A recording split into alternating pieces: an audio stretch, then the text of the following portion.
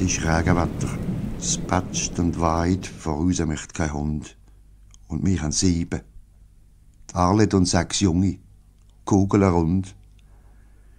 Sie krabbeln, kaum einen Monat alt, die Zähne umeinander. Ich sehe sie nicht, sagt sich die Frau, die am Fenster stand.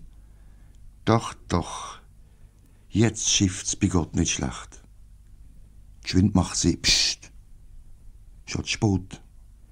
Ich habe nicht gespannt, als der Spatz hellhärig bei ihnen steht. Prompt zwitschert es Zemile aus. Ich meine, ich her nicht recht. Ja, Papi, gell? Es ist auch wahr. Jetzt schifft's bei Gott nicht schlecht.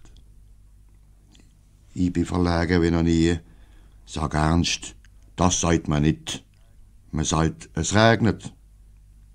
Es sagt, so. Dann nimmt's das Mami mit in die Nebenstube zu der Hund. Mit denen spielt sie rum. Ein Feinmal aber, atemlos kommt's zu Hause hell im Schwung und es brillt, was aus dem Hälsli mag. Begeisterung ist rein. Komm zu der Hund, komm Papi geschwind, komm schau, es regnet ein.